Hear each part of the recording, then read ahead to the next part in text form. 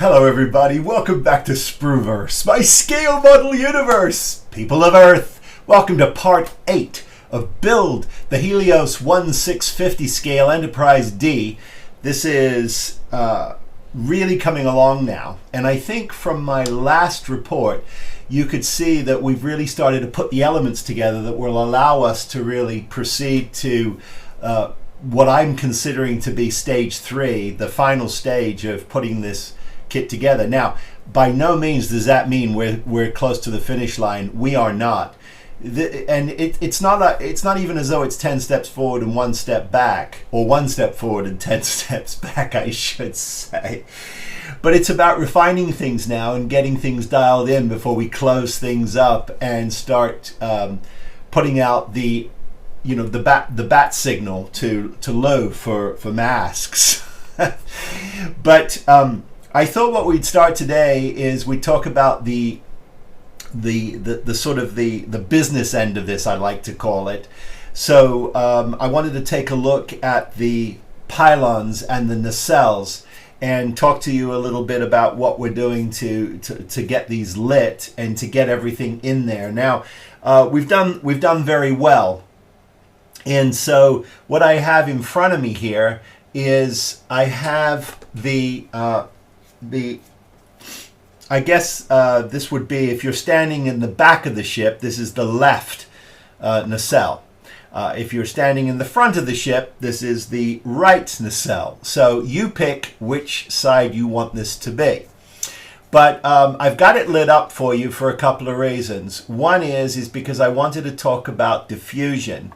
I think that's very important, and I wanted to sort of be able to demonstrate something for you here, which we're going to do right now. So what you can see here is I've got plenty of light hitting my warp drive grill, but you can see I've got some black spots here, and that's just where my wiring is interfering with the actual setup.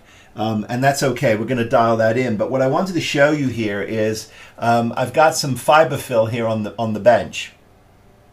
And if you can see here, we've got this hot spot right there. And when I push this in, I sort of grab the fiber fill and I start to push this in, you can see what happens. There you go. You can see that completely disappeared, and we've got a lovely diffused warp drive grill. So that is going to work a charm. And if I tip this towards camera here, you can see we've got plenty of light. We've just got hot spots. So what I have to do now is I have to sort of look at the anatomy of this thing and start to figure out just exactly how I'm going to tidy up my wires and get my fiber fill in and just make sure that's all dialed in before I seal it up. So this is going to take a while. This is not something that's going to happen like that. It's going to require some patience and some delicacy here. The other thing I wanted to point out to you is if we take a look at the Bassard end, there's a couple of things. Now, when this drops down and seals, we're going to get relatively close on both sides of the Bassard collector frame here. We're going to get pretty close, but we're not going to be able to get close enough where we can actually make that seam disappear. So I've got some work to do. What I'm going to have to do is I'm just going to have to fill this in. I'm going to have to get some card, and we're going to have to build that up and then smooth it out and make it disappear. There's no way around it. The issue that we've got is that the clear part that was supplied is slightly larger than the actual top part. Now, had somebody have done some quality control and taken a look at this, they would have given us a little more on the ends here, the business ends. If I tip this to camera here, you'll see what I'm talking about. This piece here is just too short. Now, I fine if you're just going to drop it on top of it and not have the clear part in, which is obviously, I don't know, but the left hand wasn't talking to the right hand, and nobody figured out that they weren't long enough. Now, let me say this. This is version 1 of this kit. There was a second version. I don't know if that got improved or changed. I have no clue. All I know is and all I can report on is what I'm dealing with on the bench. Now, do not take my whining and complaining for whining and complaining. I'm just pointing out things in a sort of, I'm giving you my subtext as text. In other words, I'm just sharing with you my thought process and trying to figure out how I'm going to put these together. Because once these are together, I can mask them, and then I can give the overall, I can give these their final primer coat. But I didn't want to get into that until I've run my wires into my channels here. I've got a channel here that all these wires will run into. Now everything's going to fit, no problem. I've already taken a look at that. You'll see everything will drop down quite nicely into this groove. I've got plenty of room, and it will drop down and disappear. So that's all good. It's just a function of cleaning it all up. And now that I've gotten this one together, the nice thing about this is I'm going to be able to replicate this on the other side. And so this is all going to get, this information is going to get transferred to this side, and albeit I'll be a little neater. So I've got my center post, I should say, that's got all of my blue SMDs for my warp drive grill on it, and it gets glued down like that, and then everything else gets put around it. So I know how to do this now. I know what the process is. I just have to be very careful now about making sure that all of my wires are tidied correctly and that I don't cause myself any blind spots. And then I've got to just go around and drop in my fiber fill and then do a check. And I'll just keep doing that until I get something that I'm happy with. And then I can go ahead and seal this up. Now, sealing this up is, it's not going to be super complicated, but it is going to create a little bit of a challenge for me, because what I have done, and I did it deliberately, is over here I have extended my blue SMDs perhaps too far over into this area. Now I could certainly carefully chew this out if I wanted to, but it's providing a tremendous amount of light here to keep this area as bright as possible. And I believe that I'm right inside, so the area. So it's not, these SMDs, is what I'm trying to say, are not interfering with this top. It is only a pure function of the fact that this is could have done with a little bit of grinding or have you. But it's so fragile that I didn't want to do that. There's no point. It's going to snap. So I would prefer to just simply seal it all up and deal with that that small seam issue, because I can make that go away. It's not going to be a problem. And so that's the way I choose to do it. If you do not run your SMDs, if you don't run this area here, if you don't run it this far up, I found that you're losing a tremendous amount of opportunity here to get some light in here to spill over. This here does not translate nicely to this area here without some illumination on the top of it. And so that's why I've done what I did. Now there's 1,000 ways to tackle this, guys, 1,000 ways. This is just the way I chose to do it. And I must say it works quite well. These clear parts are giving me a tremendous amount of illumination. And I use double density on the top of the nacelle just to really give it some punch. Now you could put some silver tape inside of here to really make it go crazy. but with all the fiber fill in, I think it's going to be diminishing returns. So I went for just more light. So I feel like I've got plenty of light. Okay, so that is where I'm at. Everything is fired up. There is a static nav light on the bottom of the nacelle, and there's a small light on the top of the nacelle that's in this piece. It's in this piece right here.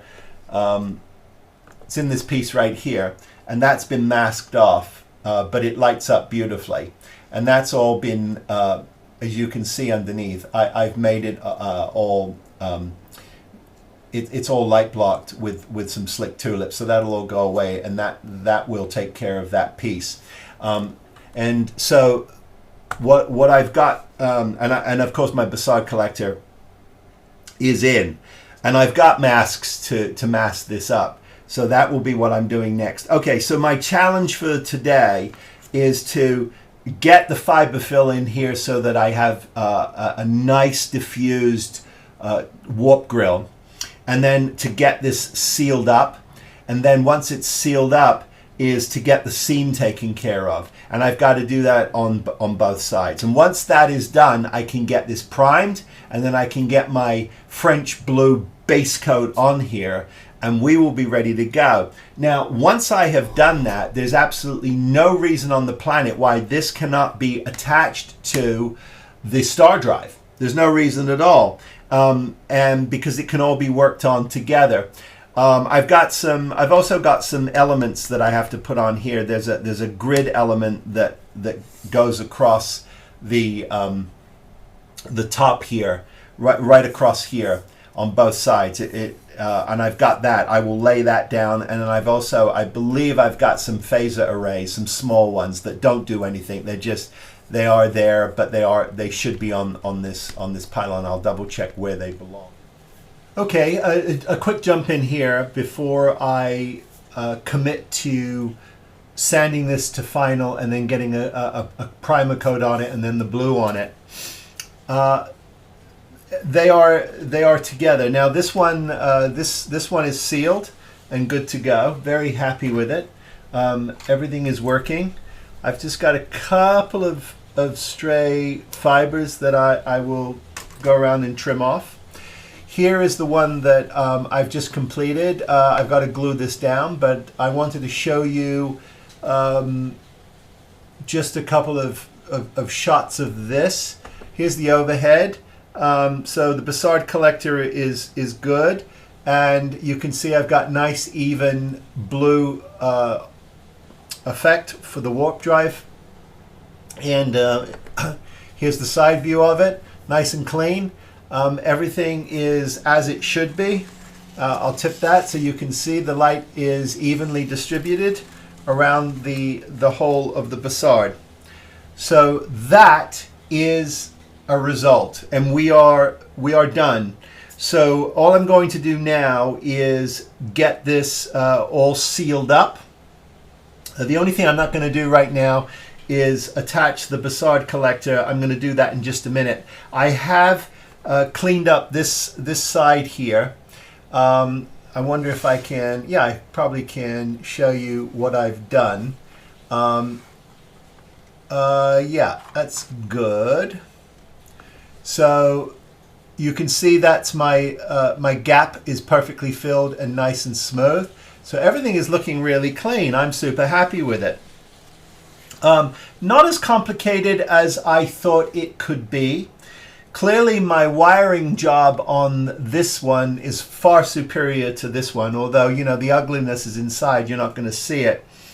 But I will say that it is, this Evans wire is very, very effective, and it's really going to help. Now, everything here can be condensed down even more, because my rear navigation lights and my static whites, so everything red and green can stay together, and all my static whites can stay together. So I just got to sort of go through, label everything, make sure I know what's what, and then I will be good to go. So the next thing I have to do now is just putty, get these there's wires on this side of the nacelle, this nacelle. I've got to get those into the chaseway, and I did realize that I didn't need my wires as long as they are. I kept thinking, oh, it's got to get down into the post. No, it only has to get into the star drive, because then everything can be consolidated again. So I should be in relatively good shape. So what I'm going to do now is get this one sealed up completely, and then I will get these putted, and we'll get a primer coat on this. That it will be a huge advance forward for this, because it will mean that we are, once I've got this primed and I've got the base color on it, the French blue, that means I'm actually dangerously close. I do have some details that I have to put on my my pylons. Come on, Phil. I'm telling you, I think it's just, I think it's just sniffing too much glue. But no, I've got to get everything, I've got to get these appliques. I've got some grid work that goes onto these pylons, and then I've actually got some small phaser arrays that go on here on angles. I'm actually going to put those on. I'm not worried about those. I should be able to mask those correctly and detail those out. They're not getting lit. Whereas the ones on my saucer, I'm going to paint those and then apply them. I think. Although Lou is making an argument to get them glued down onto a really good surface. He's not wrong. But I've been having a tremendous amount of success with my Zap glue. Now, Zap does not promote me. They don't sponsor me, and they don't give me any of their product. But their product is really good, and I think Zap, I don't know about formulas, but I am telling you, based on, and I've tried a lot of CA glues, the Zap formula with the stick fast activator that I use from a company called Starbond, it really bites to paint, and I'm not having any issues with it. But I am double and triply making sure that where I've got weak joints, or where I think I need a little epoxy, I'm definitely putting it on. So I don't want to suggest that I'm being cavalier about putting CA on painted surfaces, because I am not, and I don't endorse it. I'm just saying there are aspects of it where it actually is working in my favor. Okay, so great movement forward. I'll get this nacelle all cleaned up, and that will mark off another milestone on building the 1650. Very cool. Okay, quick jump in here. Very productive afternoon today. I spent most of the day on the nacelles and the pylons, and I've got quite a bit done. Here they are. They're all installed. Now, obviously, my basalt collectors are not on, but everything else is done and it's installed, and all the wiring is in. And so I've got I've put some of my light curing putty on there, but I got a few pop marks. You do, and so I've just got a little fine layer here of the of my Bondo putty, surface scratch putty, just to start to work on any of those pop marks. And then I'm going to let this dry. We'll skim it up, we'll let it dry, and then after we've done that, we will go ahead and give this a nice sanding, and I think we should be ready to go ahead and give this a primer coat. I'm very happy with it. I think it came together really well, and I mean, it's looking really clean. So I'm very happy with that. So that I'm considering that the next sort of the next step here. I wanted to show you that before I primed it, because I thought it was important. All the wiring is starting to come together now, and so after we have got all of this in and we've got it primed, then the next step we're going to do is we're actually going to install this. I'm going to attach this to my star drive. That I don't think there's any reason not to, because then everything can get blended together. And also, this is going to need to be attached in order for me to wire everything up. So, and there is going to be a little bit of a seam right here where the star drive attaches to the rear here. So I'm gonna want to deal with that, which is going to make this a little clumsy, but it's going to be okay. I still think we should be able to get our hands in there and work on this. So that is coming together. I'm very happy with that. I just wanted to show you that quickly. I know I said I'd come back when it was all primed, but I wanted to just memorialize the fact that I've got just a little bit of work to do there. And then once I've all got that sanded, before I prime, I am going to put my appliques on. I've got my phaser arrays, and I've got these sort of curved grids that need to go on here. And they'll do a nice job, by the way, also of hiding some of the ugliness of this seam. Okay, progress. I have completed the base coat of the pylons and nacelles. That's drying. We'll take a look at that in this update. So that is now ready for Aztecing. All the lighting is in, the wiring is in, it's ready to go. Now I have completed all of the components. I have the bottom of the star drive / secondary hull. That's done. I have the star drive itself with the neck. That is all done. That's another element.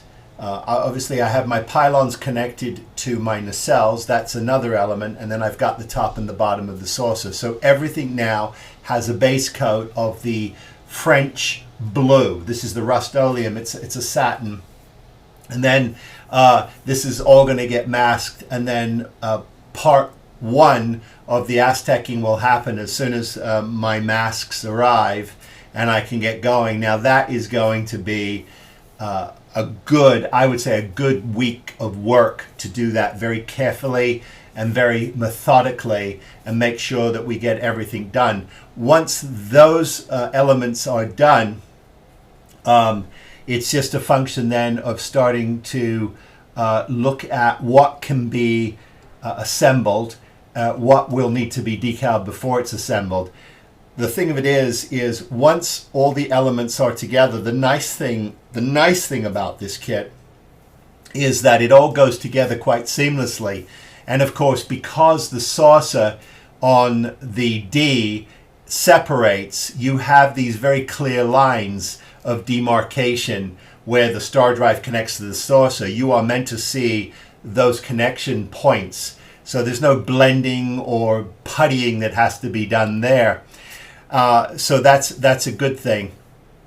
I have also been thinking about the sort of the construction process and what can ultimately happen when. I suspect I'm going to leave it in its various elements as long as I possibly can so that I can work on them. It'll be a lot easier for me to get things done. So what I have in front of me now is my base, which has this wonderful PLA printed cushion piece right here. And this was made by Taylor. And what it is it's a very sort of spongy material, and the bottom of the star drive sits on this. Once it's all clamped into place, what this angle does is it allows your ship to sit perfectly level on your base. And so that's essentially what we're working on there. And the next issue I'm going to have is going to be wiring this up. Now, what I've been doing is I have been running my wires through my my connecting rod here and into my control panel. Here is the control panel as it looks lit up. This is my control panel. And so my lid goes onto this, and here is my lid here on the desk, and you can see the front of that, and that's just going to connect to this once everything is wired up. Now I have been diligently wiring things up, and what I've done is I've connected all of my positives now, and now it's just a matter of being very tidy and connecting everything else. And so I've got myself a sort of pseudo plan here, and that is to just very, very carefully start to add my grounds, because everything on this board is all about the grounds, right? It's the grounding, it's the grounded side that is going to perform the effect. And so what I'm doing now is I am going to methodically go from right to left, and I'm going to make sure that everything connects properly and neatly to my board. And so starting on this end, you've got windows 1 and 2. You've got a line for your flashing nav lights.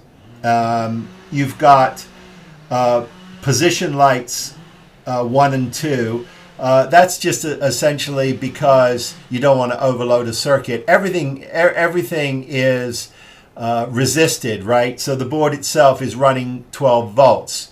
There's no step down that I thought there was. There is not. There's just simply 12 volts running to it, and everything is resisted. So carrying on, you've got your red and green. Then I've got my deflector. Then I've got my Bassard collector. Coming over here, I've got my warp drive, my impulse engines for the saucer and for the secondary hull or / my star drive. And then I've got my torpedoes, my photon torpedoes, front and back. And over here, I've got my 2 phaser controls, top and bottom.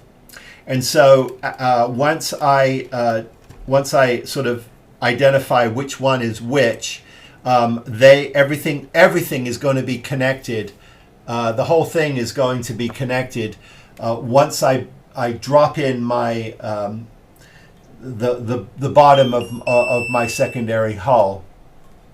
And so once that is in and located, and my plate has been epoxied to it, then all the connections will happen in the secondary hull, and then I can go ahead and close everything up.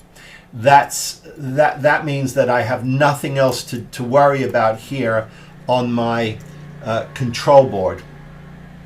And so methodically, that's what I'm doing now. Now I've pulled my addressable phaser strips. I pulled main power, and I even have pulled my speaker. Here's my speaker cable. I opted for a very high-end speaker cable here. Here it is. And I can actually go ahead now, and I can go ahead and plug that in. There's no reason not to. And that just sits right here. So let me go ahead and just there. Make sure that I can get that plugged in, and I can. I know I can. Bingo. Okay, so that is in. No issues there. And I can then go ahead and also pull over. Now, the reason why this is really a critical part is because once this is all in and cleaned up, I have to go ahead and I have to make sure that everything is working correctly. And I can do that once all my wires are pulled into the neck, and I start connecting things, and I can turn this board on, and I can actually see what's working and what isn't. So it's a critical stage, because only then can I figure out, oh, okay, I've got a connection issue. one of the things that I'm a little squirrely about is this board relies on these. I can't get you close enough here to show you. I don't think I can. Let's see here. Where is... I wonder if I can. Hang on here. Let me see if I can, because I would like you to see this. I think I can. Yes, I can. Okay, this is good. So let me get you close here. One of the things here, and I'll lift this to camera. Oh, that's perfect. Is that all of my connections, my two positive leads, which are in, and the rest of my negatives, which control my effects, are all in these. You push down on the clip, that opens it up and then releases it. Now I'm not in love with this system. I am pulling on everything to make sure that it can't come out, but I have found in a couple of these clips that even though I've got my wire in correctly, the clip is not closing tight. It's not closing nicely, which means that that can slip out. So I'm being extra careful to make sure. The other thing that I'm doing here is I'm using a braided wire. I'm not using a regular wire. I'm using a braided wire, which is a little more flexible, and I've got less risk, I believe, of pinching or snapping something. So that's what I'm going with, and I'm hoping I've got enough wire to actually get all this done. But before I can connect these, what I'm doing is I'm going to be putting a little solder on these, and because I'm sitting at the bench, I can use my little mobile welding wand. This is called the EVOD Twist, and I absolutely love this. I heard about this on Alibaba, and I also heard about it on model. There's another modeling website. I'll put it in the description below, so that if you're interested. But if you ever go to shows, this is something you want to travel with. It is a fantastic piece of kit. It's a great little welding tool. And so what I'm doing here is I'm just going to be tinning every one of these braided ends. You really want to be tinning your braided ends. You want to be tinning anything anyway, because you'll increase your conductivity, and you're going to have less risk of something fraying or pulling out. So that's what I'm working on now. Okay, so I've got my work cut out for me. I'm going to put each one of these lines in one at a time as they pull through. And as they pull through, I've got my labels all printed out here, and I will print each one of these, so I will have no issues wondering what goes where. My reds, it doesn't really matter, because I've got two. One can go for all the power in the star drive, and one can be powering up my saucer. Everything can go to the one. So I've got two options there, so that's fine. Okay, so everything is coming along swimmingly. I'm going to get all of these plugged in. Once these are plugged in, I should be able to actually connect my board, my control panel to my post, and that will complete that aspect of it. Everything else is really about painting and detailing, and obviously checking to make sure all my effects work. Now, I've been checking this, but it's classic, right? You check everything and something shorts, something goes out, a bulb goes out, something's pinched, something's grounded. And this is the time to check all of that and make sure that everything is working the way it should be. Okay, feeling strong about where we are. And we'll continue. I think what I'll do is I'll end this update with just to look at everything together here, so you can see how nicely this came together on this base. So grateful to Taylor and his father over at Avalon Metalworks for really stepping up and doing something really special. And then we'll look at the